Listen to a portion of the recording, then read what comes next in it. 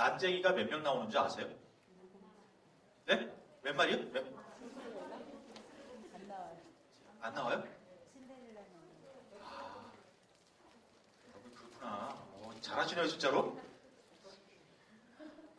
보편적으로 다른 분들은 7명이 이렇게 얘기하시는데, 이야, 여기는 전혀 트랙에 넘어가지 않는 분들이세요.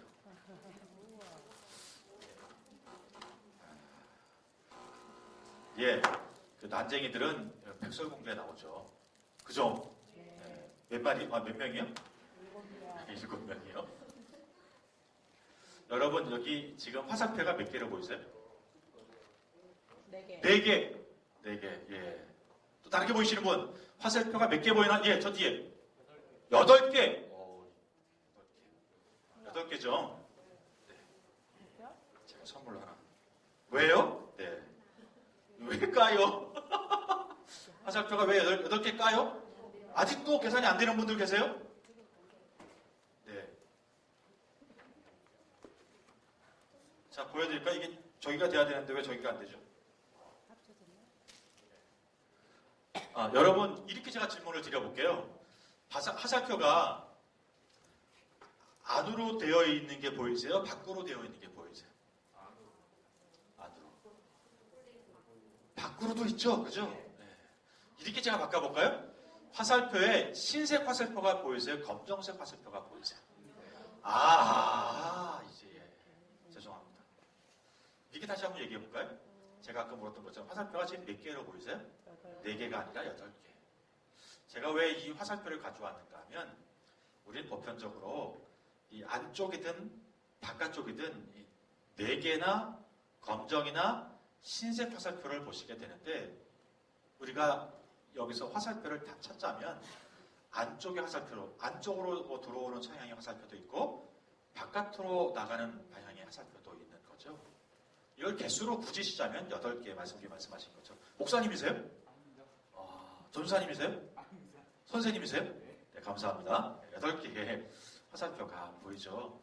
제가 왜 이 화살표를 보여드렸는가 하면 우리는 중고등부 사역할 때 여러 가지 문제가 나타나는데 이 리더십들이 가지고 있는 문제 중에 하나는 뭔가 하면 편견이라는 거예요.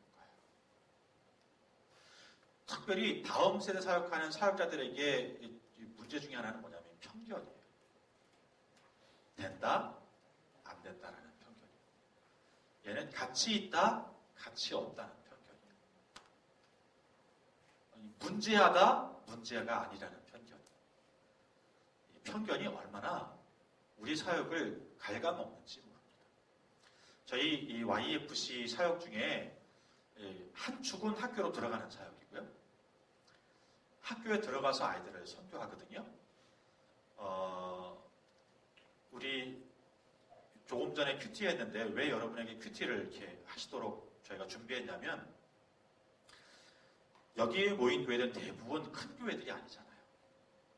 큰 교회 아닌 자그마한 교회 사역자들이 가지고 있는 중고등부 사역자들이 가지고 있는 핑계 중에 하나는 뭔가 하면 저희는 교회가 작아서 교회 지원을 받을 수 없다는 거예요. 저희 교회는 그래서 시설이 열악하기 때문에 아이들을 위해 해줄 수 만한 게 없다는 거예요. 그런데 여러분 잘 생각해 보세요. 대한민국의 청소년들은 지금 어디 다 있죠? 캠퍼스에 있잖아요. 이게 장점이기도 하고 단점이기도 한데 감사한 것은 딱 이렇게 정의 내릴 수는 없는데 이렇게 이야기할 수도 있어요. 대한민국의 청소년 문제가 이보다 훨씬 더 극악하게 나타날 수 있는데 지금 정도에서 머무르는 것은 왜 그러냐면 우리 아이들을 학교가 지금 붙잡아주고 있기 때문인 거죠. 아침 일찍 학교 가가지고 밤늦게까지 학교에서 생활하기 때문에 아마 얘들이 학교 밖으로 나오게 되면 더 많은 일탈이 일어날 건데 우리 아이들은 지금 학교 안에 갇혀서 공부라고 하는 것에 갇혀서 지금 학교의 보호를 받고 있으니까 이 정도인 거죠. 물론 그 학교 안에서 문제가 여러 가지 나타나지만 근데 우리의 관점으로 보면 우리가 지금 사역하는 제일 문제는 뭔가 하면 청소년들을 만날 수 없다는 거에 바빠가지고 근데 어디 가면 만날 수 있어요? 예, 그렇죠. 학교 가면 만날 수 있어요. 학교 가면 우리가 만나기 어려운 애들이 학교에는 바글바글해요. 시간이 없어서 5분 미팅 하나 하기 어려운 애들인데 학교 가면 100% 중에 70% 놀아요, 애들이. 뭘 할지 몰라가지고 여러분이 저 뒤에서 했던 것처럼 그냥 학교 오자마자 쓰러져가지고요. 이렇게 자는 애들 태반이에요. 모두가 다 공부하는 게 아니거든요. 그러니까 학교에 들어가면 애들이 있어요. 학교에 들어가면 애들과 시간을 만날 수 있어요. 여러분 학교에는 애들이 있다고요. 또 학교에 가면 뭐가 있냐면 여러분 교회에 지금 말씀하시는 것처럼 큰 교회는 농구장도 있고 축구장도 있고 음악실도 있고 시청각실도 있지만 우리 교회는 없는데 어딘 있어요? 학교는 있어요. 학교에 요즘에 음악실이 얼마나 잘 되는지 모릅니다. 시청각실이 얼마나 잘하는지 몰라요. 프로젝트부터 시작해가지고 빵빵하게 해놔요. 그거 우리 못 쓰자. 아니요. 여기 요즘에 캠퍼스 안에 여러분보다 저는 이렇게 표현하는 게 나을 것 같아요. 이 목사보다 신앙이 훨씬 더 열정적인 교사들이 캠퍼스 안에 많습니다. 의외로 신앙 있는 교사들이 있어요. 신앙 있는 교사들은 이 시기를 지나가는 아이들이 너무나 중요한 시기라는 사실을 알기 때문에 걔들에게 무언가를 해주려고 하는데 자기는 바빠요. 옛날처럼 선생님들이 놀고 먹지 않습니다. 저희 집사람이 학교에서 지금 아이들 가르치고 있는데 방학하고 지금까지도 생기부 한자락 옛날처럼 이 아이는 튼튼하고 성실하고 이렇게 쓸 수가 없어요. 모든 영역별로 몇 자 안에서 어떻게 쓰라고 하는 걸 채워 넣어야 되는 거예요.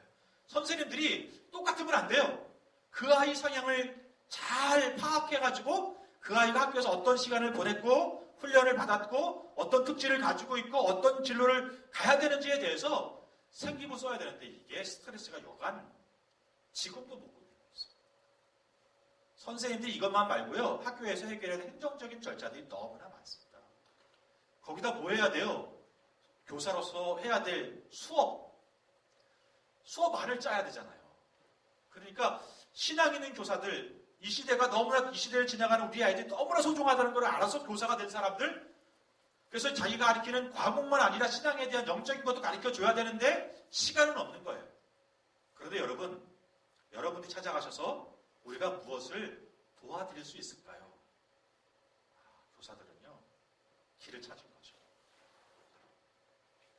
선생님들이 콘택을 딱 하시면 그 선생님, 여러분은 학교에 들어갈 수 없지만 그 선생님과 여러분이 연결되어 있는 학생들을 통해서 동아리를 만드든 CA를 만드든 만들어지게 되면 학교의 시설을 자유롭게 사용하실 수 있는 거예요. 그러면 어떤 대교회보다도 대교회도 가지지 못한, 큰 교회도 가지지 못한 운동장과 농구장과 탁구장과 음악실과 시청각실, 기자재들을 여러분 마음대로 쓸 수 있는 거예요. 얼마나 좋아요. 그러니까 우리가 다 같이 그런 건 아니지만 자그마한 부분에 핑계하기 말보단 우리가 할 수 있는 일들을 찾았으면 좋겠다는 생각을 제가 가지고 있는 거예요.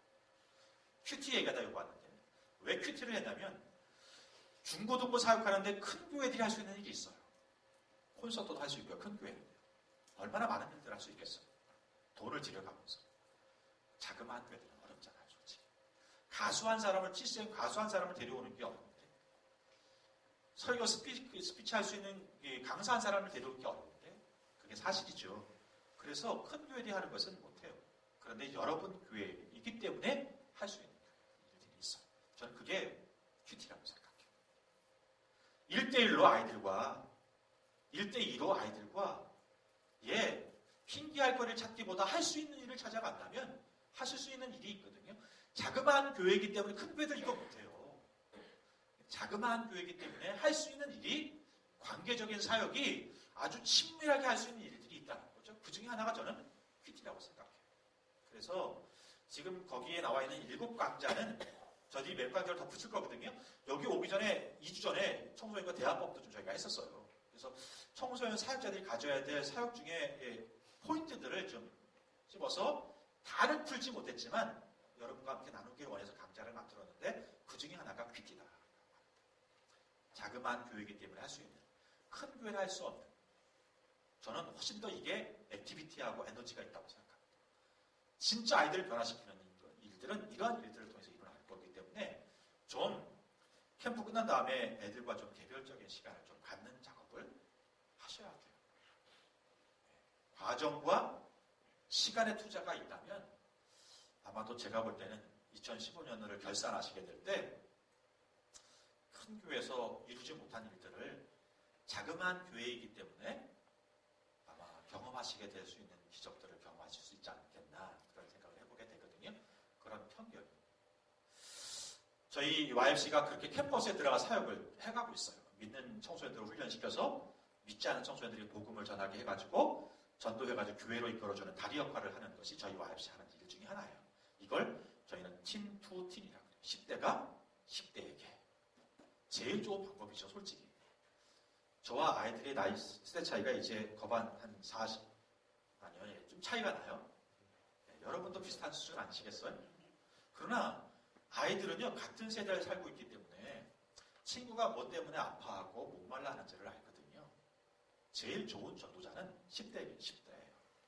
믿는 10대를 강하게 훈련시켜서 그래서 캠퍼스에서 애들을 복음을 전하고 삶으로 이야기하고 리빙 더 스토리, 복음으로 말하라는 얘기도 하지만 저는 이렇게 표현하고 싶어요.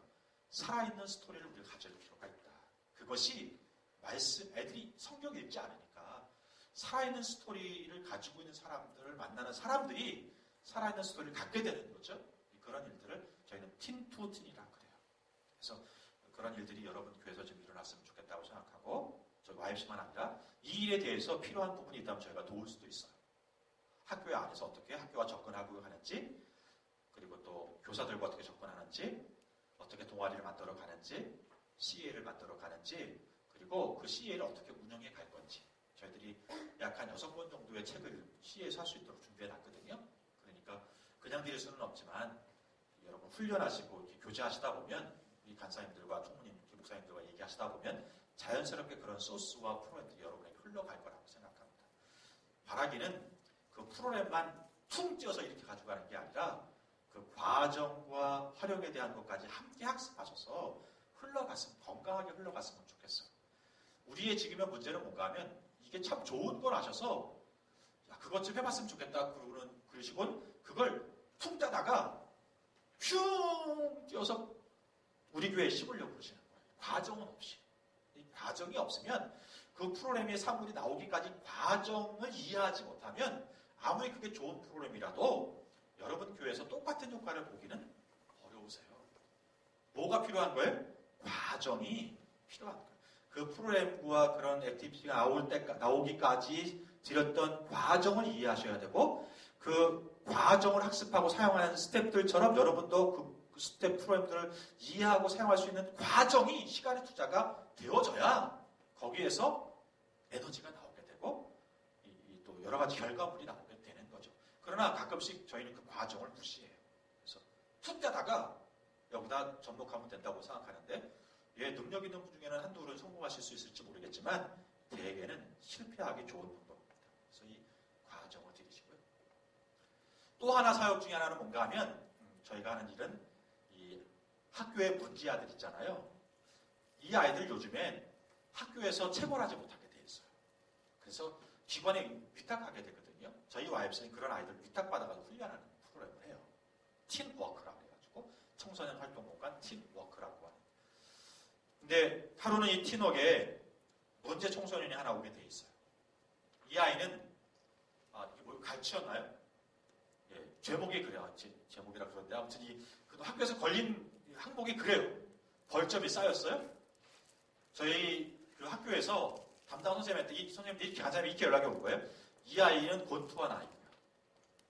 싸움 좀 하는 애라는 얘기예요. 그리고 갈치 때문에 오는 애고요. 고3이고요.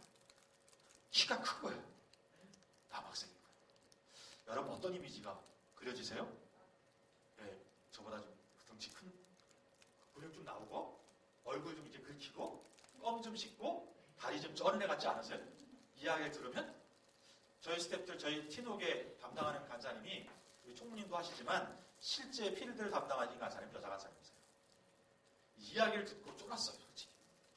꼰투하지? 고3의 남학생이지? 등치는 산만하지? 이건 어떻게 감당해야 돼? 근데 학교에서 위탁을 했고 저희들이 하는 일이 그거니까 거부는 못하고 받아야 되는데 며칠 어간에 참 저희들이 어떤 애가 올까 걱정을 좀 많이 했었습니다. 그런데요, 저희 사무실 문을 이렇게 월요일날 툭 열고 들어오는데 얼마나 그 아이 이 표정이 해맑은지 거기서 저희들이 한 가지 다시 한번 좀 발견한 것은 뭔가 하면 이 편견이라고 하는 거죠. 우리는 그 아이를 정말 극악한 악당으로 생각했어요.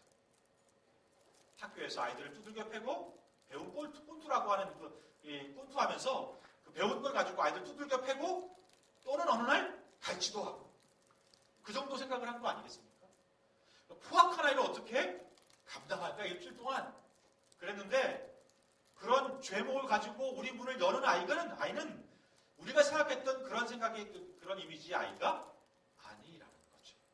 전혀 새로운 그래서 그다지 제가 생각한 게 편견. 우리 리더십들이 버려야 될 것 중에 하나는 편견이에요. 사람이 가지고 있는 무서운 것 중에 하나가 한번 편견이 딱 들면 그잖아요, 여러분 안 그러세요? 한번 딱 이미지의 편견을 딱 가지게 되면 다시 안 봐요. 그냥 그가 선한 일을 해도 저놈이 저렇게 해도 속은 딴 마음을 먹고 있을 거야. 뭐 이런 생각을 가지고 있는 거죠. 다음 세대에 대한 편견을 좀 버리고 사용했으면 좋겠다는 생각 때문에 제가 이 그림 하나 가지고 이 말씀을 드렸는데 한국교회의 상황을 좀 얘기를 좀 할까요? 지금 한국교회가 참 위기를 맞고 있습니다. 제가 사진 하나 가져와 옆에 붙어 있는 것은 재작년 그 가을 장마 때 바람이 엄청 태풍이 와서 불어서 안양에 있는 모 교회에 십자탑이 넘어진 사진입니다. 이 사진은 안양 지역 지방신문에 난 사진이 아니고 전국 신문, 메이저 신문의 뉴스에도 났고 메이저 신문에도 났던 사진을 제가 스크랩해서 올려요. 이날 이 때문에 참 많은 교회의 십자가가 무너졌습니다. 그래서 제가 이 사진을 보면서 교회 십자가만 무너진 게 아니고 요즘에 한국 교회가 이렇게 무너지고 있다는 생각을 많이 해보게 되더라고요. 근데 왜 무너져 가는가 하면 일단은 인구 감소예요. 다음 세대 여러분 요즘에 30대 이상이 10% 정도 출석한다고 그러고 대학생들이 7% 정도 출석한다고 그러죠. 아마 중고생들은요 4% 또는 3% 정도 출석한다고 그래요. 이거는요 3% 이하로 내려가게 되면 미전도 종족이에요. 선교사에서 어떻게 구분하는가 하면 4% 이하로 내려가게 되면 이건 미전도 종족이라고 한다니까요. 그래서 선교사들이 뭐라 그러는가 하면 이 시대의 마지막 남은 미전도 종족이 누구다? 다음 세대 청소년들이라 그러잖아요. 인구 감소가 있고요. 또 보면 신뢰를 잃어가는 교회들인 거죠. 워낙 한국 교회가 요즘 못된 짓을 너무 많이 하잖아요. 이 목사님들 회개하셔야 되는데 저를 비롯한 모든 목사들이 회개할 필요가 있는 것 같아요. 한국 교회의 신뢰를 떨어뜨리는 천병 역할을 하고 있는 게 목회자들이기 때문에 저희들이 참 회개를 해야 될 문제들이고 목사만 그런 게 아니라 교회 중직들이 회개해야 될 문제들이고 그럴 뿐만 아니라 너무 일반화하는지 모르겠는데 오늘 다음 세대를 책임지고 있는 저와 여러분들이 회개할 문제라고 생각해요.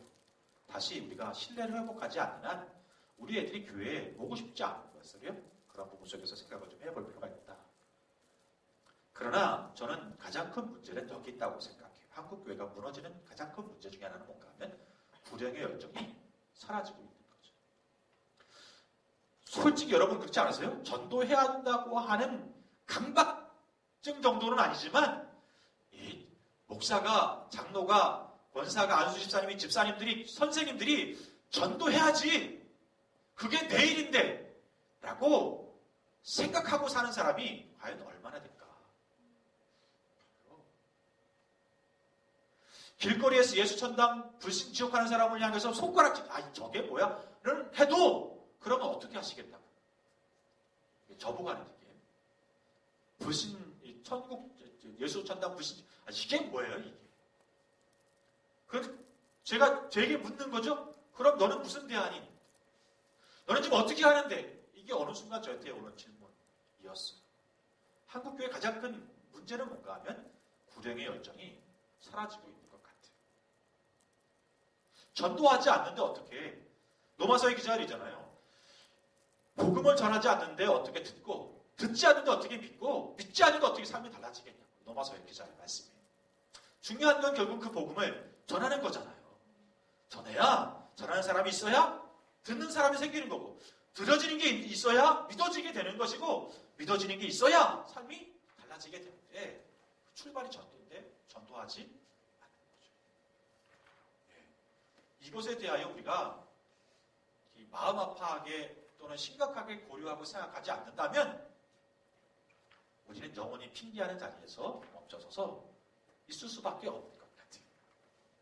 그래서 불행의 열정을 내가 나와 만나는 아이들이 영혼에 대한 사랑하는 마음을 가지고 어떻게 하든지 입술을 통해서든 삶을 통해서든 복음을 전하는 사람으로 만들어내야 도전하고 세워져야 오늘 한국교회, 우리 교회의 문제가, 우리 인생의 문제가, 다음 세대의 문제가 진짜 달라질 수 있는 거죠.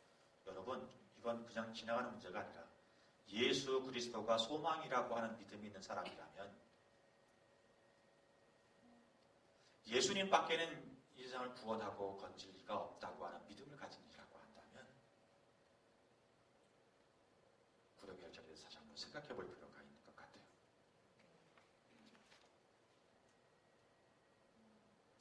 이제 다음 세대 사역이 왜 중요하냐라고 하는 부분에 좀 터치를 좀 해보려고 합니다. 다음 세대 사역이 왜 중요하냐면 요즘은 발달 심리를 이야기하는 분들이 전체적인 이론이 이러잖아요. 프로이드도 그렇고 에릭슨도 그렇고 구스터 칼 융도 그렇고 요즘에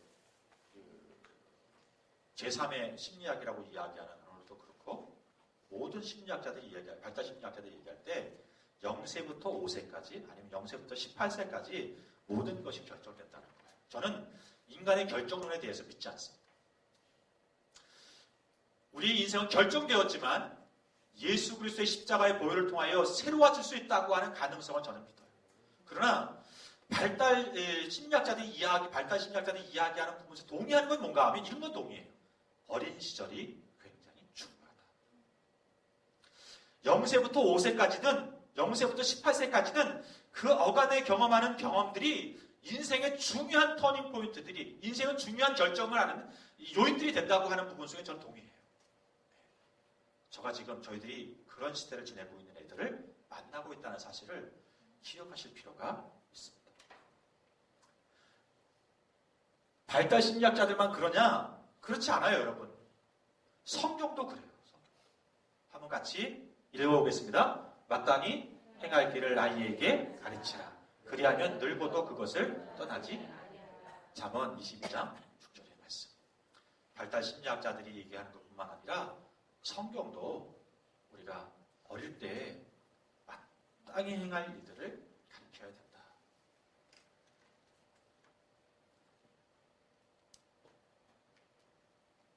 그래서 요즘에 나오는 그 무브먼트 운동 중에 하나가 뭔가 하면 414 for 14 window라고 하는 프로젝트예요. 이 프로젝트는 여러분 선교 관심 있는 분들은 들으셨겠지만 요즘에 선교 기관과 선교사들이 어디에 집중하죠? 1040이요. 10도와 40도 경도에 있는 지역에 있는 민족들, 미전도 종족이죠. 이게 지금 소수 민족들에게 선교의 역량을 집중해야 된다고 하는 것이 요즘에 선교 기관들의 이슈입니다. 지나간 이슈. 거기에 집중해야 된다는 거죠. 그와 마찬가지로 이 시대의 교회들이 집중해야 될 세대가 있다는 거예요. 그 세대 나이가 몇 살이요? 4살부터 14살까지. 그렇죠. 4살부터 14살. 한국 나이로 하면 몇 살이죠? 5살 때부터 15살까지. 요 어간의 애들에게 한국 교회만한 전 세계가 집중해야 된다는 거예요. 왜냐하면 요때 어떤 경험을 하고 누구를 만나고 무엇을 경험하는가가 그 인생의 상당히 많은 부분을 결정하게 되기 때문에 이 철학을 운동을 만든 사람들의 생각은 이거였어요. 4살 때에 인지적인 교육이 시작이 된다는 겁니다. 4살 때부터. 공식적인 교육이 시작이 된다는 거예요. 그리고 그게 언제 완성되냐면 몇 살이요? 14살, 15살 때면 되면 모든 교육이 정리가 된다는 거죠. 5살 때 그림을 그린대요. 느낌에 대해서. 교회가 좋다, 따뜻하다, 사랑스럽다, 귀하다, 뭐 이런 느낌을 갖는다는 거예요. 이 4살 때. 그러다가 점점점 자라서 12살, 13살 때쯤 그 느낌으로 알았던 것에 대해서 모델을 찾는데 믿음이 뭐지? 기도가 뭐지? 그러다가 여러분이 기도하는 모습을 보는 거예요. 아, 저게 기도구나. 저게 믿음이구나. 저게 믿음의 삶이구나. 이런 경험들을 애들이 이렇게 매치를 시킨다는 거예요. 이때 여러분을 만나는 거예요. 여러분을 통해 애들이 그동안 그렸던 상을 이렇게 완성시켜 가는 거죠. 지금. 여러분이 얼마나 중요한 분들인지 몰라요, 지금.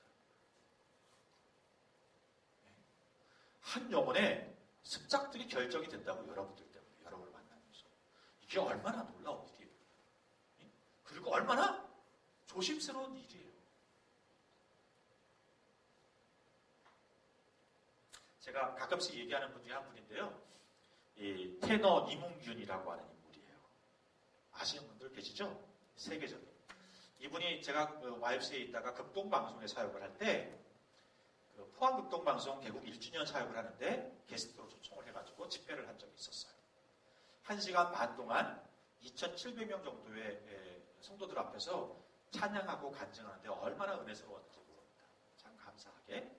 이 정도 그룹의 분이면 한 2-3곡 하고 들어갔다가 쉬었다가 박수 받고 나와 또 하고 이랬는데 그날은 1시간 반 동안 찬양하고 서서 간증하고 너무나 좋았어. 행사가 다 끝나고 이제 리셉션장으로 좀 옮겨가는데 저는 좀 뒷정리를 해야 돼서 좀 늦게 내려갔거든요. 근데 로비에 이분이 아직도 호텔로 못 지우서 기다리고 계시더라고요. 제가 직원들을 불렀어요. 이게 웬일이냐 그랬더니 직원들이 하는 얘기가 목사님 VIP들이 너무 많이 와가지고 VIP를 영접할 차들이 다 나갔다. 이분을 모실 차가 없어서 어떻게 할까 지금 궁리 중이라고. 그래서 어쩔 수 없이 제가 그 중에 제가 대표니까 제 차로 모셨어요. 그 당시 제가 타고 다녔던 차가 티코였습니다. 제가 지금은 그래도 좀 빠진 편인데 제가 그 당시에는 좀 한 배 반 정도 쪘던 상태고 저분은 저 사진이 저렇게 날씬하게 나왔지만 제 한 2배 반 된다고 생각하시면 돼요. 소리통이 장난이 아니에요. 티코에 제가 앉고 그분이 앉으니까 이게 티코 5단 있어요. 기아를 못 넣어. 아무튼 제 차로 모시고 가는데 이분이 어릴 때 간증을 해주시는데요. 제 기억에 지금도 있습니다. 어릴 때 지금도 목소리가 컸던 것처럼 어릴 때도 목소리가 컸대요. 근데 여러분 그거 아세요? 똑같이 떠들어도 목소리 큰 놈만 혼나는 거. 경험 있는 분들 아실 거예요. 똑같이 떠들었는데 똑같이 장난치고 똑같이 혼나야 되잖아요. 걸렸으면. 근데 어릴 때 안 그런 거예요. 선생님들이 뒤돌아보지도 않고 야 이문균 너 조용히 안 해? 이게 일반이었다. 그래서 어릴 때 임 교수님 마음의 상처가 목소리 큰 것 때문에 상처가 있었어요. 왜 엄마 아빠는 목소리를 이렇게 크게 나를 낳아가지고 이런 고통을 받게 하시는가. 4학년 때까지 그랬답니다. 5학년 진급하는데 그 학교에 새로운 선생님이 부임하셨어요. 그 선생님이 개학하는 날 교실을 들어가 있는데 그 선생님이 자기 반 담임 선생님으로 들어오시는 거예요. 얼마나 애들이 좋았겠어요? 아름다운 선생님이 담임교사가 됐으니 특별히 남자아이들은 뭐 정신을 못 차리죠? 남자는 다 그래요. 네, 이해하세요. 정신을 못 차리고 떠들었어요. 선생님이 칠판에 뭘 쓰시다가 뒤돌아봐가지고 손가락질. 너 누구니 너? 누구겠습니까? 자기죠. 웅균인데요? 너 있잖아. 이따가 교무실 와. 아니 혼내려면 거기서 혼내지. 왜 교무실까지? 경험 있는 사람들은 압니다. 교무실에 선생님 옆에 이렇게 서 있거나 쭈그리고 손 들고 서 있으면 지나가는 선생님들마다 이렇게 치고 가세요. 넌 나 뭘 잘못했길래 여기까지 와가지고 출석부로. 그런데요. 못된 선생님들은요. 출석부를 어떻게 때려요? 어떻게 이렇게 잘하세요? 세워서 때려요. 세워서. 아이가 교무실 간다는 거는요. 지금 애들은 그런 거 없는 것 같아요. 옛날 아이들이 교무실 간다는 거는 그게 좋은 일이든 싫은 일이든 잘못된 일이든 아무튼 교무실 간다는 것은 즐거운 일이 아니었어요. 갔어요. 수업이 끝나가지고 선생님 옆에 서 있는데요. 얼마나 조마조마한지 몰라요. 선생님 무슨 말 하실까? 뭐라고 혼내실까? 선생님이 아이 신상을 깊이고 웅균이에 대해서 좀 읽어보는 그 잠깐의 순간이 얼마나 길은지. 잠깐의 정적이 끝나고 선생님이 웅균아 그러는데 네? 그 다음에 말이 이런 거였어요. 아까 선생님이 너 목소리 들으니까 너무 목소리가 좋더라.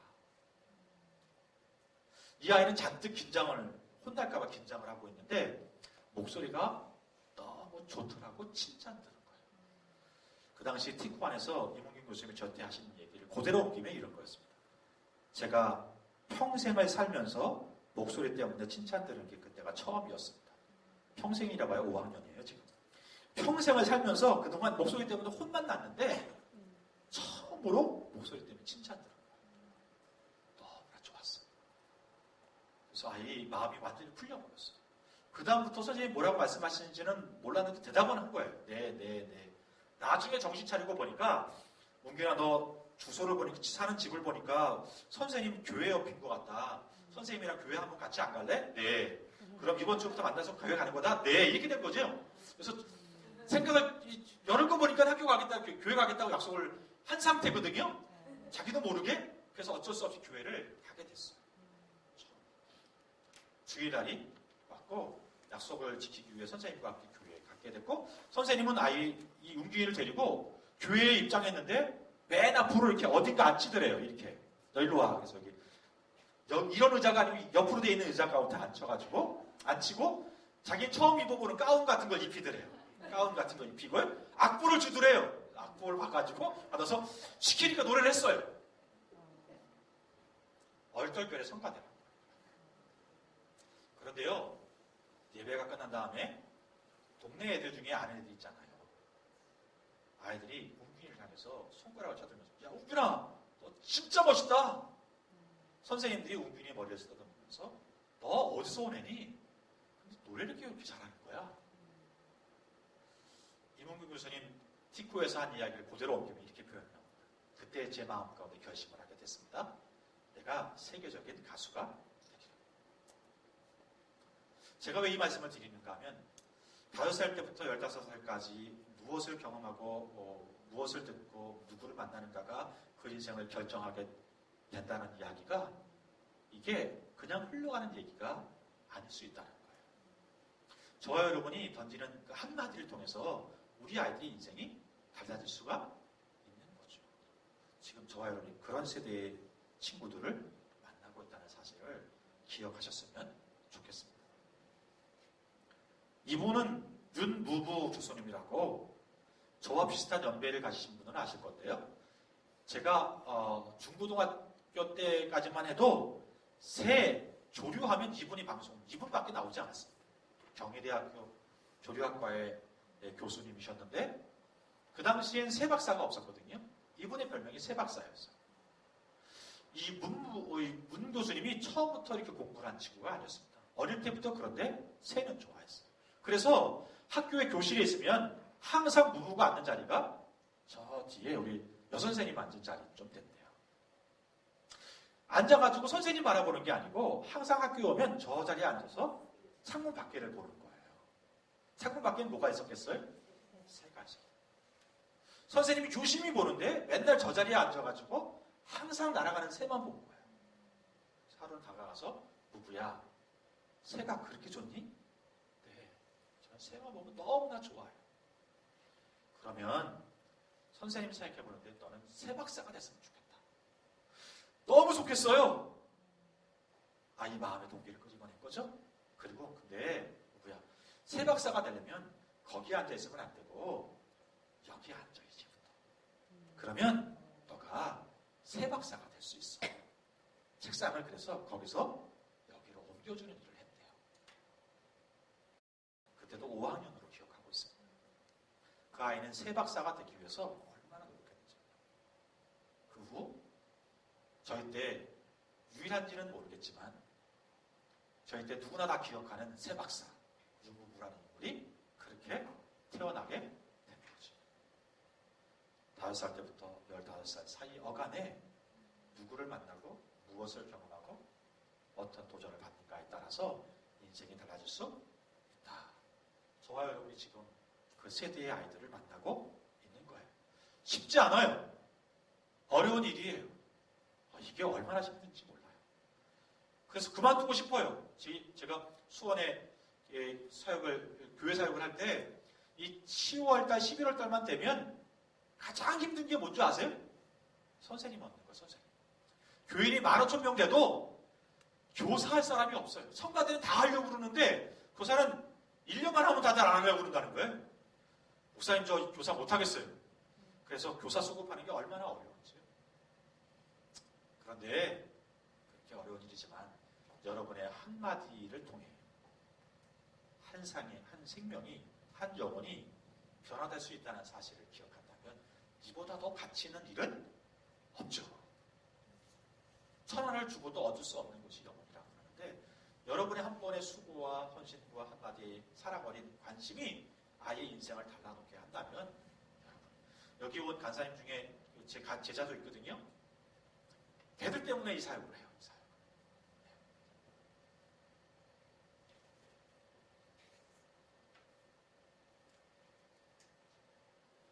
이때가 왜 사역이 중요하냐면 뜻을 세우고 이때 주인을 삼게 되고 예수님이 12살 때 뜻을 세우시게 되잖아요. 다니엘이 13살 때 뜻을 세우게 되잖아요.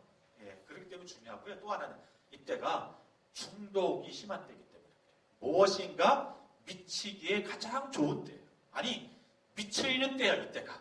왜냐하면 몸은 다 잘하는데 제일 마지막에 잘하는 것이 이 뇌 중에 전두엽이랍니다. 전두엽. 다 잘하는데 제일 마지막에 잘하는 게 전두엽인데 이 전두엽이 하는 일이 뭐죠? 정보를 취합해서 그걸 판단해가지고 선택하고 행동하게 하는 일을 이 전두엽이 하는 거예요.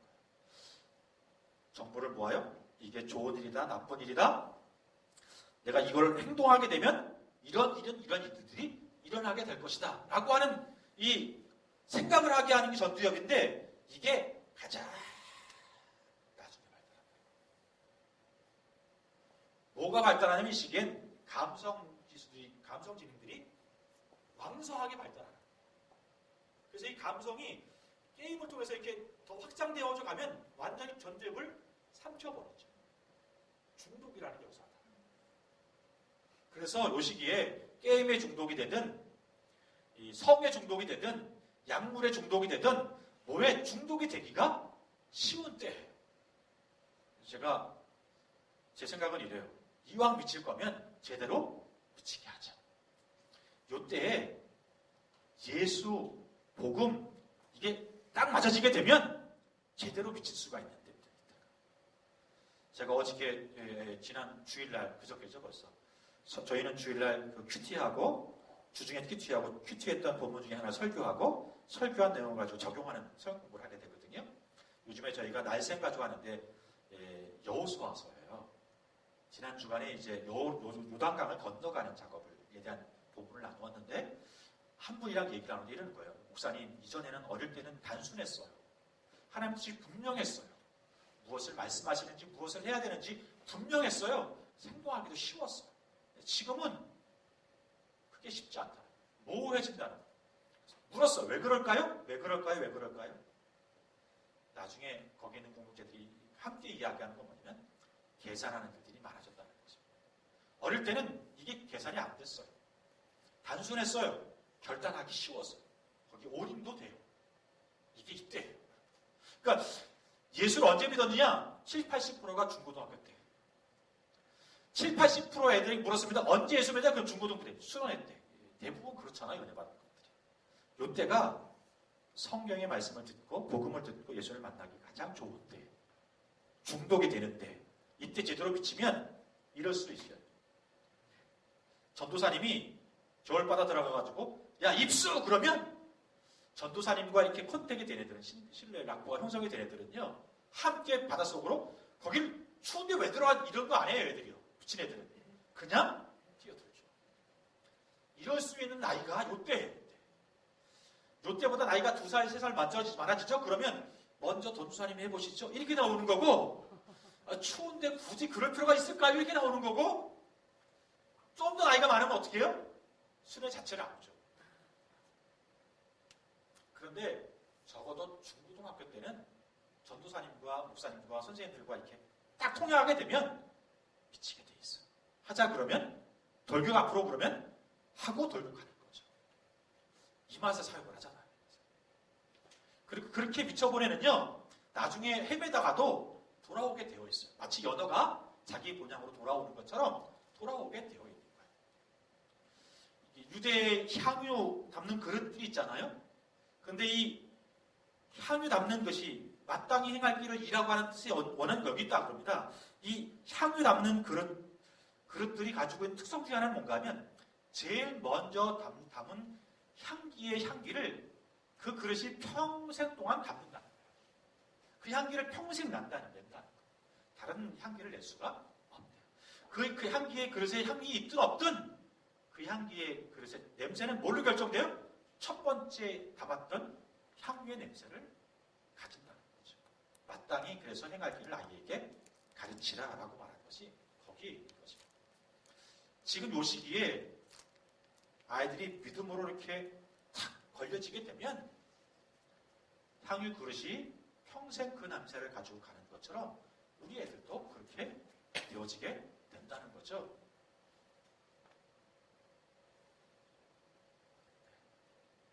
그래서 어떻게 이 사역을 저희가 좀 해야 될 것인가 라고 하는 부분을 10분 정도 이렇게 이야기하고 정리를 하려고 그래요. 우리가 가지고 있는 사역의 편견을 좀 내려놓고 한국교회 사역을 제대로 되돌아보시면서 다음 세대 사역의 가치가 얼마나 중요한가에 대한 부분을 함께 동의해 주시면 좋을 것 같고 그 사역에 함께 가는 동지가 되었으면 좋겠습니다. 그러면 어떻게 이 사역을 우리가 진짜로 해갈 수가 있겠냐라고 하는 이야기예요. 이제 그 첫 번째가 뭔가 하면 예수님처럼 사역했으면 좋겠다라고 했습니다. 그럼 예수님처럼 사역하면 어떻게 사역을 하는 게 예수님처럼 사역하는 거냐? 여러 가지 이야기를 할 수 있겠지만 세 가지 이야기를 좀 먼저 해보려고 해요. 예수님의 사역은 먼저 잃어버린 자를 찾아 나서는 사역이었다는 것입니다. 예수님이 이 땅에 오신 것도 잃어버린 자를 찾아 나서서 이 땅에 오신 거죠. 세상에 많은 종교가 있지만 신이 인간을 찾아온 종교는 기독교밖에 없어요. 다른 모든 종교들은 인간의 노력과 수고와 애씀을 통해 그 신이라고 하는 존재에 다다르도록 한 거잖아요. 고행과 수고와 애씀을 통해서. 얼마나 그래서 인도에 가면 기행을 하는 사람들이 많은지 모릅니다. 이게 가능할까요? 가능하지 않잖아요. 우리 다 아는 것처럼. 약간의 정도의 차이는 있을지 몰라도 나보다 한 발 앞서는 사람이 있을지 몰라도 그 사람도 절대적인 하나님 앞에 그가 스스로 다다를 수 있는 가치가 방법이 없는 거잖아요. 하나님이 그것을 아시고 하나님이 스스로가 그 보좌에서 내려오셔서 인간의 몸을 입으신 것이 기독교 안. 그래서 종교 중에 진짜 종교, 생명 있는 종교, 기독교라고 저희들이 단언하게 얘기할 수 있는 것은 이것 때문에 그래요. 인간으로는 할 수 없는 것을 하나님께서 아시고 인간의 몸을 입으시고 그분 스스로 이 땅에 오셔서 인간의 몸을 입으시고 인간의 삶을 사시고 인간의 문제를 해결하시고 그 길을 열어놓으셨기 때문에 기독교가 유일한 소망이 되는 것이죠. 근데 예수님의 뜻을 따라 제자된 저희와 여러분들이 예수님을 통해서 배워야 될 첫 번째는 뭔가 하면 예수님은 잃어버린 자를 찾아 앉아 계시지 않았다는 거예요. 잃어버린 자를 찾아 나선 거죠. 하늘 보좌를 내려놓으시고 이 땅에 오신 것도 그렇고요. 예수님의 사역을 잘 보세요. 그분의 사역 중심에 뭐가 있냐면 예루살렘이 있어요. 그러나 그 요한복음을 좀 보면 이게 예루살렘을 중심으로 해서 계속 뭐에 근접해 가고 계시는가 하면 큰 원을 그리시면서 예루살렘을 향해 가시는 모습을 그려주는 것을 보게 됩니다. 요한복음에 보면 요한복음 4장에서도 당시의 사람들은 사마리아를 진행하지 않았습니다. 갈릴리와 예루살렘이라고 하는 거리를 가장 가깝게 갈 수 있는 것은 편하게 갈 수 있는 것은 사마리아를 통해 가는 것이지만 그 당시 유대인들은 지중해를 거쳐서 길을 따라오든지 아니면 요단 동편을 통해서 왕해로 돌아 갈릴리로 가든지였어요. 그러나 예수님께서 요한복음 4장에 보면 내가 사마리아를 통해 가야 되겠다. 이렇게 말씀하셨어요. 왜냐하면이라는 설명이 되어 있지 않지만 요한복음 4장에 등장하는 스토리가 이 이야기밖에 없기 때문에 우리가 유추해 볼 수 있는 것은 우물가의 한 여인을 건지시기 위해서. 우물가에 잃어버린 한 영혼을 건지시기 위해서 당시에 누구도 하지 않았던 예수님이 그 길을 향해 가신 거죠. 이 일만 아닙니다. 성경을 보면 예수님의 삶은 항상 잃어버린 자를 찾아서 나서는 삶이셨어요. 그렇다면 저와 여러분들도 잃어버린 자를 찾아 나서는 삶을, 잃어버린 자를 찾아 마음 주는 삶을, 사역을, 잃어버린 자를 찾아 가지신 것을 나누는 사역을 하실 필요가 있는 것 같아요. 적극적으로. 수동적으로가 아니라 아주 적극적으로 그 사역을. 그래서 저희들이 캠퍼스 사역을 자꾸 얘기하는 게 뭐냐면, 한국 땅은 감사하게도 아이들이 어디 있냐면 캠퍼스에 있어요. 캠퍼스를 향해 가셔야 된다. 주일만 가지고는 이제 안 되잖아요. 주일날 애들 예배한 시간 가지고 어떻게 이 관계라고 하는 게 형성이 되세요. 어떤 썸이 일어나려고 하면 관계가 형성이 돼야 되잖아요. 이 관계 형성이 되려면 어떻게 해야 되면 시간을 벌어야 되는 거예요. 이걸 놓치시면 안 돼요. 시간을 무시하게 되면 관계라고 하는 형성이 될 수가 없어요. 신뢰라고 하는 형성이 될 수가 없는 거예요. 그러려면 아이들이 있는 시간으로 가야죠. 그런 부분 속에서 캠퍼스에 자꾸 얘기를 하는 이유가 거기 있어요. 아무튼 지금 이야기하고 싶은 것은 잃어버린 자를 찾아 적극적으로 나서는, 마음을 주신, 나누시는 사역을 감당하셔야 된다. 두 번째로는 뭔가 하면 비유를 사용하시는 거예요. 예수님의 사역은 뭐냐면 비유를 사용하시는 사역이셨어요. 이 비유가 아주 장점이 뭔지 아세요? 하시고 싶은 말씀의 핵심은, 코어는 그대로 유지하면서 그 이야기를 듣는 사람 각자가 적용할 수 있는 것들을 만들어낸다는 거예요. 이 비유가 그런 부분에 아주 탁월한 능력을 가지고 있습니다. 예수님 보세요. 적절한 비유를 사용하시잖아요. 적절한 비유를 사용하시는 때마다 내용들이 달라지지만 그 비유의 핵심은 변하지 않아요. 코어는 변하지 않아요. 본질은 변하지 않아요. 성경은 변하지 않는 거예요. 그러나 그 이야기를 듣는 사람들이 마음 상태에 따라, 환경에 따라서 적용은 다 달라져요. 놀라운 일 아니에요? 비유는 이런 능력이 있어요. 우리 사역 가운데 이게 가능해야 돼요. 이 이야기는 뭐냐면 성경을 좀 이해해야 된다는 거예요.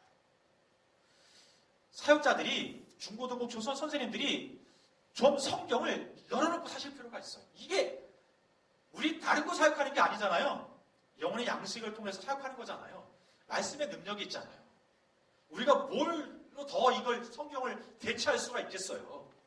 그러면 성경을 좀 읽으셔야 돼요. 성경을 각색할 수 있는 능력이 돼야 돼요. 그렇죠? 아이의 상태에 맞게 성경에 하나님의 이야기를 이렇게 대변해 줄 수 있어야 되는 거예요. 성경을 몰라야 돼요. 뭘로 해요? 어떻게 해요? 성경을 좀 읽어주세요. 제가 이야기하는 얘기 중에 하나가, 저희 선배가 한번 간사들, 저희가 1년에 한 번씩 전국에 있는 간사들 훈련학교를 하거든요. 와서 좀 저녁에 말씀도 좀 주시고, 솔직히는 간식 싸가지고 오라는 얘기인 거죠. 네, 간식 사오셔가지고 나눠주십시오. 오셔서 말씀을 전하시는데 이렇게 말씀하십니다. 성경을, 자기 성경을 딱 들으니, 간사 여러분, 청소년 다음 세대 사역하는 간사 여러분들이 성경을 좀 읽어야지. 성경을 안 읽고 어떻게 사역을 하겠냐고. 그러면서 자기 얘기를 하는데, 자기는 성경을 읽고 해서 끝자락이 헤어져서 끝자락을 쳐 재단을 한 거예요. 읽고 헤어져서 또 한 번 잘랐어요. 옛날에는 저희 반포, 서울의 반포에 가면 기독교 서점이 다 있었거든요. 거기 가주성경, 관주성경을 재단을 해줬어요. 읽고에 헤어져가지고 또 한 번 재단을 했어요. 3번씩이나 성경을 읽고 헤어져서 재단을 했다. 여러분, 그런 분들 계세요? 전 믿어지지가 솔직히 않았어요. 그래서 제가 그 밤에 선배님 방 찾아가가지고, 선배님 성경 좀 줘보세요. 그랬어요. 그런데요, 진짜로 3번을 재단했는지는 모르겠지만, 관주 성경의 박스가 그냥 크게 있고, 바깥에 창세기 써 있고, 큰 박스가 쳐 있고, 안에 관련되어 있는 성구들이 이렇게 있는 박스가 있거든요. 이분 성경 관주 성경인데 안쪽 선도 없어요. 그러니까 3번을 읽었는지는 모르겠지만 성경을 읽고 하다가 재단한 것은 맞는 것 같습니다. 제가 그분 앞에 무릎을 꿇었어요. 성경을 좀 읽자. 그래서 제가 그 후로 습관 중에 하나가 있는데 설교를 하다가도 성경을 자꾸 이렇게 만지는 겁니다. 읽고는 아무리 읽어도 성경이 헤어지지가 않는 거예요. 그래서 그렇게 손으로 만져서라도 헤어져요. 제 성경 좀 한번 보여주실래요? 저 앞에 있어요. 예. 안에는 헤어지지 못했고 바깥은 거의 헤어졌어요. 바깥 이렇게 옆으로. 예, 바깥에는 좀 헤어졌어요 이제. 네. 제가 학부 때인지 기억에 이 교수님 한 분이 오셔서 강의하시는데 건대에서 히브리를 강의하시는 분이시거든요. 이분이 이 집안에 예수 믿는 대도로 예수 믿는 집안이에요. 얼마나 신앙생활 잘하는지 몰라요.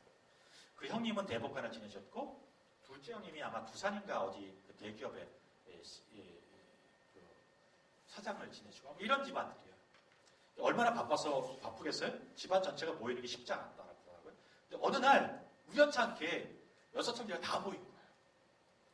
그래서 큰형님이 너무 좋아가지고 야 우리 식구들이 이렇게 다 모이기 쉽지 않은데 다 모였으니까 가족 예배를 좀 보자고 마침 또 최 목사도 왔으니까 최 목사가 설교하고 다 같이 예배 드리자.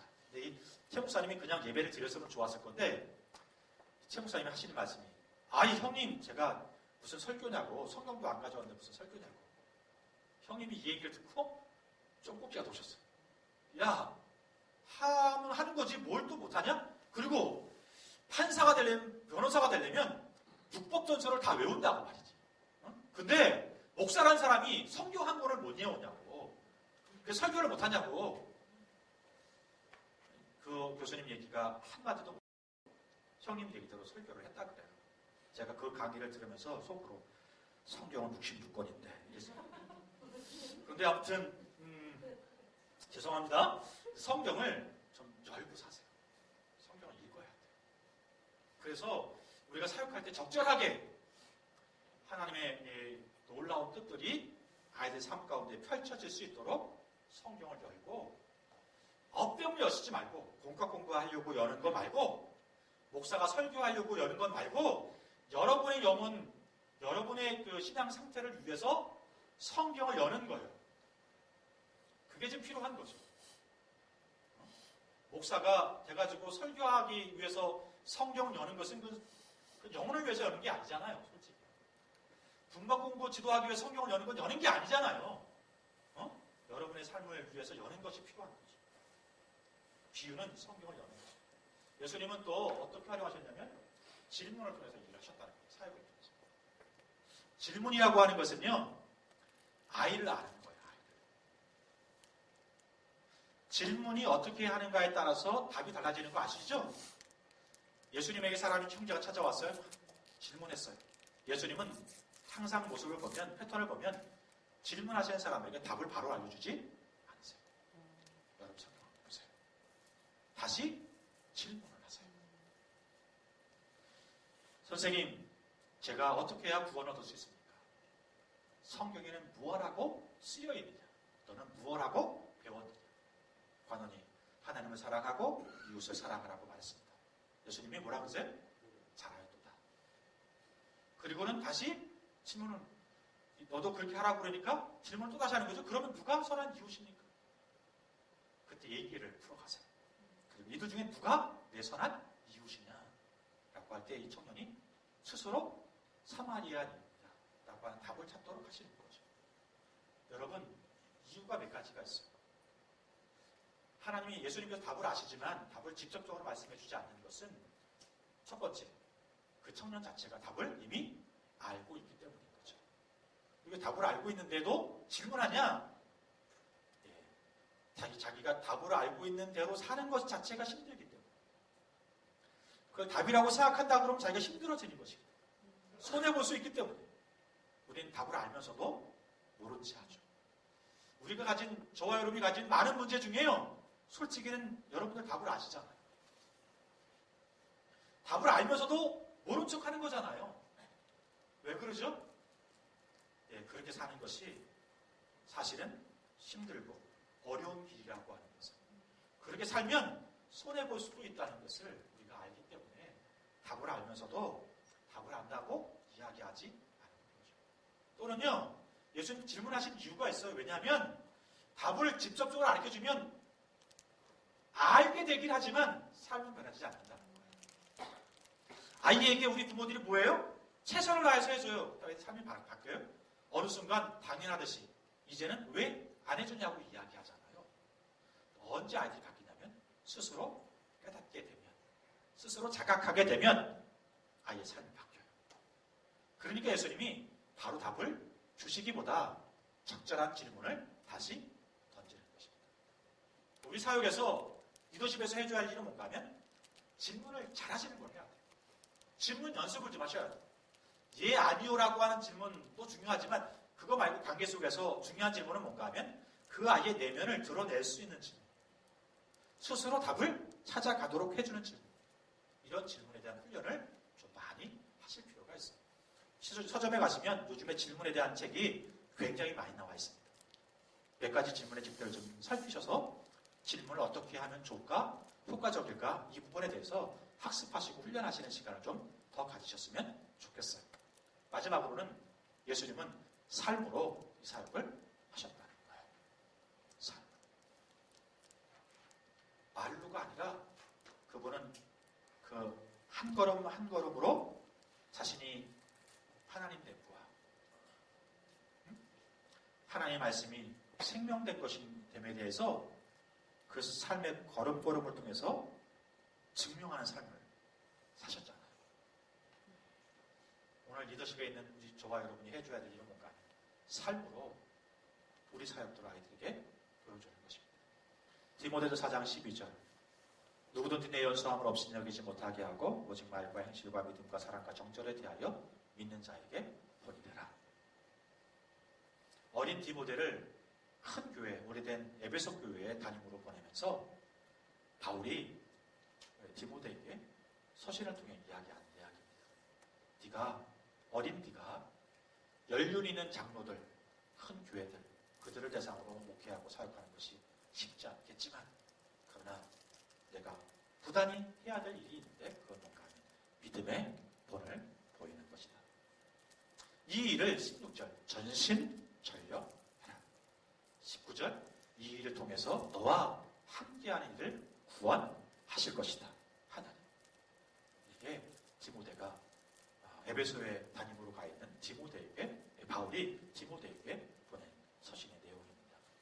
오늘 이 시대의 다음 세대를 책임지고 있는 저와 여러분이 무엇 해야 되는가 하면 삶으로 하나님이 하나님 되심과 예수 그리스도가 복음인 것을 내 삶 통해 경험한 것들이 이게 리빙 더 스토리, 살아있는 스토리로 아이들에게 전해지게 될 때 거기에 사역의 열매들이 있게 될 것이라고 저는 확신합니다. 이 사진만 보고 마쳤으면 좋겠어요.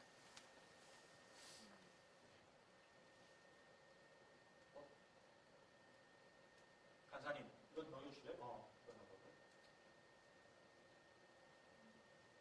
이 사진을 보신 분도 계시겠지만 요즘에 많이 회자되고 있는 사진 중에 하나입니다. 인디안들이 말을 잘 타잖아요. 근데 인디안들이 습관이 하나가 있는데 한참 말을 손살같이 담기다가 어느 순간 멈춘대요. 그리고는 뒤돌아보는 겁니다. 자기가 뒤돌아보는 거예요. 왜 그럴까요? 네? 용기를 가지세요. 왜 그럴까요? 네? 역시 목사님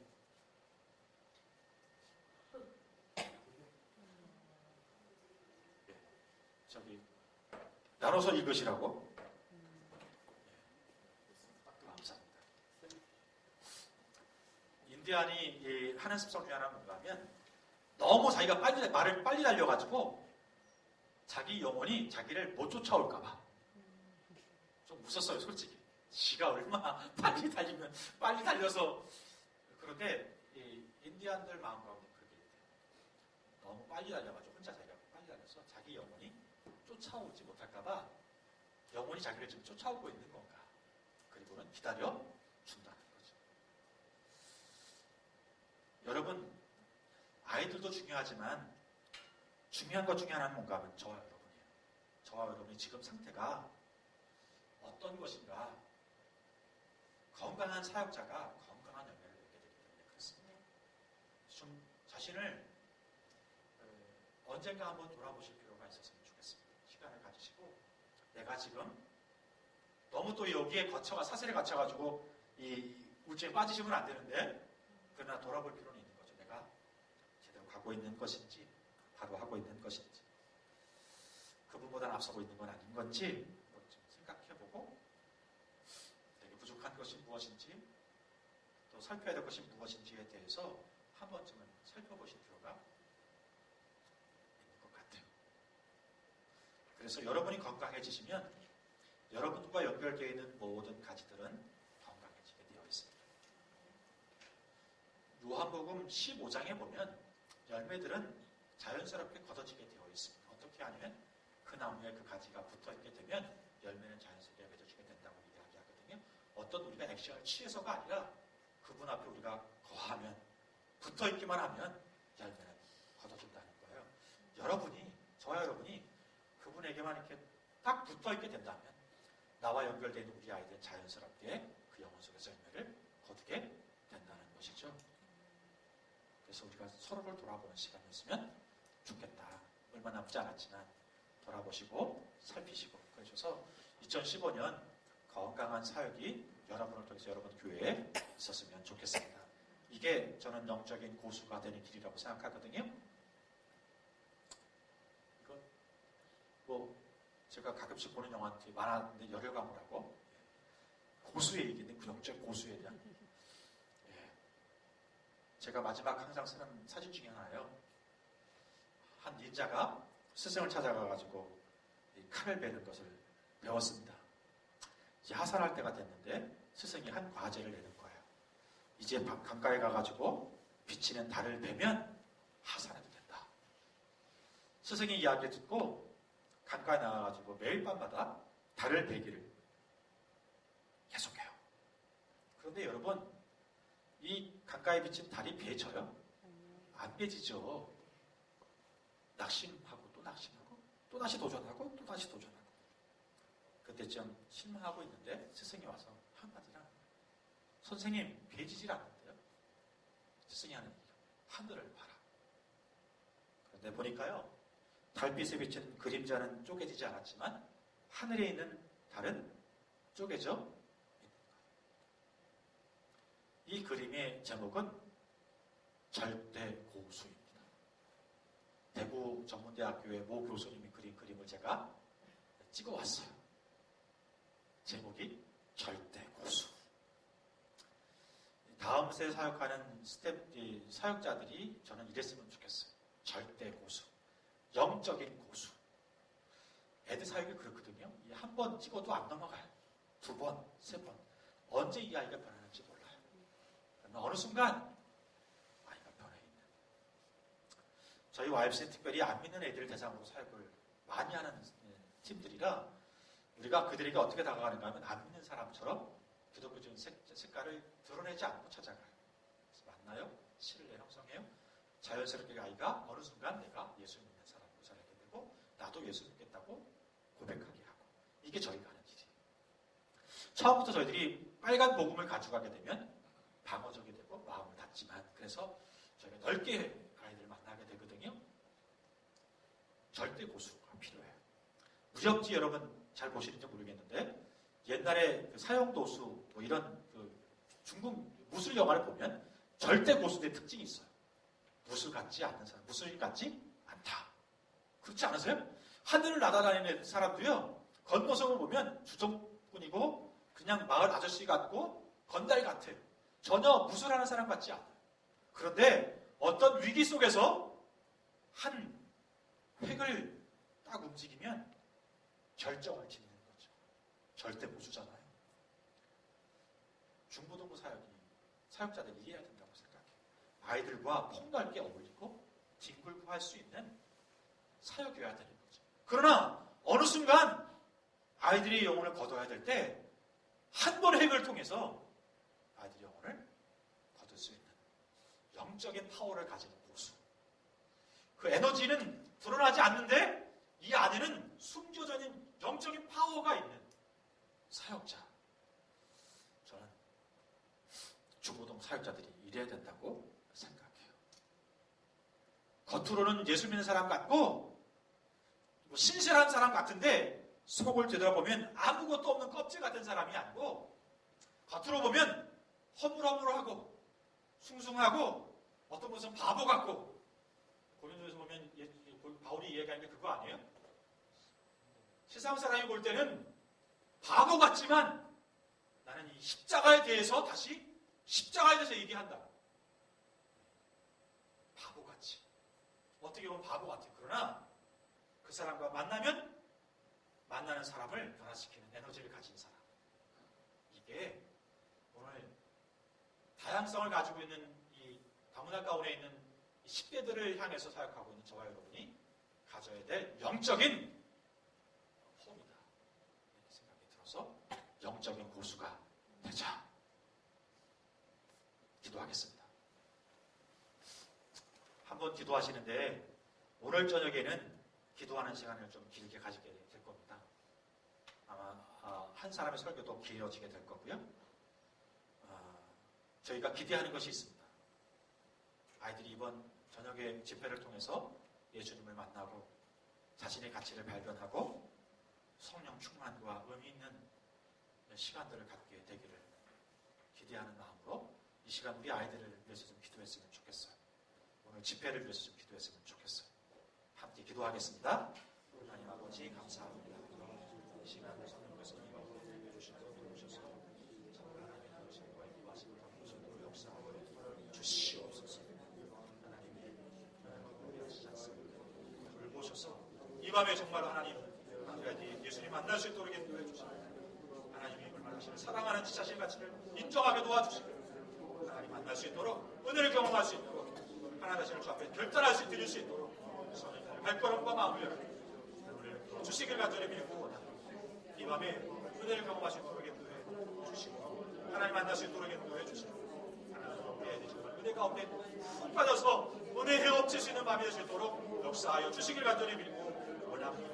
하나님 아버지 수고께서는 주의 손을 붙잡아 주셔서 정말 한 사람을 부정하지 않게 도와주시고 우리의 정말 하나님 마음을 열고 열게 하여 주시고 하나님 만날 수 있도록 인도해 주시고 결단하게 도와주시고 드리기를 결단할 수 있는 귀한 시간 될 수 있도록 은혜로 주시옵소서. 하나님 정말 하나님이 이루시고 하나님 인도하시고 하나님 역사하시고 도우심을 저희가 기대하고 하나님 인도해 주셔서 도우심 사랑해 주시고 힘을 잡게 도와주시고 하나님의 역사해 주시고 오 성령님 역사해 주시옵소서. 함께해 주시옵소서.